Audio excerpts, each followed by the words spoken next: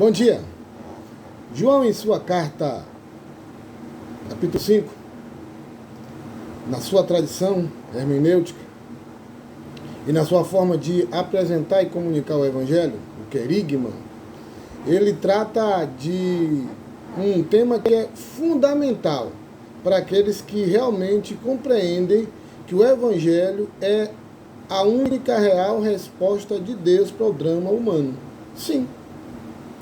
O Evangelho, diferente das abordagens, da feição que tentam imprimir hoje, dentro de um contexto de aperfeiçoamento humano, direcionamento, dentro de uma estrutura coach e assim por diante, o Evangelho é a resposta de Deus para a crise insolúvel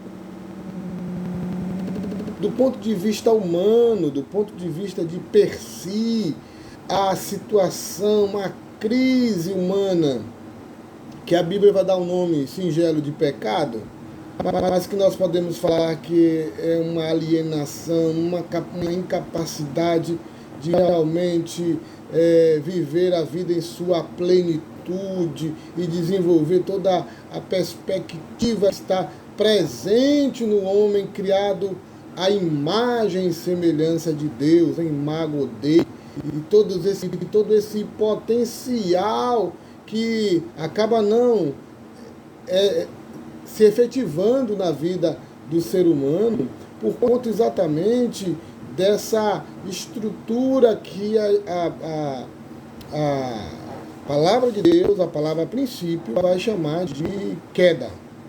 Houve um lapso, uma situação tão extrema, vinculadora, radical, profunda, que marcou todo o ser humano e que todas as religiões, inclusive, reconhecem e a Escritura vai chamar de queda. O Evangelho é a resposta, o enunciado de Deus para essa situação. É Deus dizendo o que Ele irá fazer com a sua criação, que Ele criou e dotou com a sua imagem. João coloca esse discurso de Jesus, esse querigma de Cristo, falando de duas ressurreições, que é a linguagem joanina para falar de novo nascimento, de regeneração, da dotação de uma vida espiritual, celestial, que adentra e invade os recessos do nosso interior, do nosso coração, e faz mudanças matriciais, profundas, que atingem profundamente a nossa mente, nosso coração, ou seja, sentimentos e emoções, e redefine, ressignifica aí no sentido mais apropriado, mais próprio, mais profundo e transformador que possa esse termo de fato carregar a nível de significado, e permite que possamos agora começar uma nova jornada. A nova jornada que a palavra vai chamar de novo ser, de viver em Cristo, de novo ser em Cristo, da nova vida em Cristo, da nova experiência como discípulo de Cristo, agora completamente dependente de sua direção, em absoluta dependência e vivenciando a plenitude do seu senhorio. João diz assim, versículo 25 do capítulo 5. em verdade lhes digo que vem a hora, e já chegou, em que os mortos ouvirão a voz do Filho de Deus, e os que ouvirem viverão.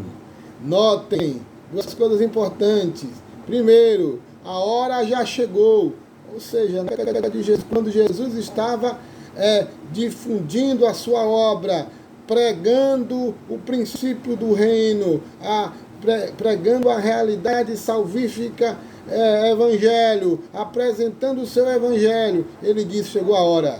Chegou a hora em que a morte, em que esse princípio de decadência que atingiu o ser humano vai agora ser resolvido, vai agora ser solucionado. A medida eficaz e eficiente de Deus começa agora em sua plenitude e realidade na figura e pessoa do Messias. E é interessante que essa ressurreição, que é a única forma de responder à morte, a única coisa que de fato lida de modo real e de modo efetivo com a morte, é a ressurreição. E aqui a primeira ressurreição, que é a ressurreição espiritual.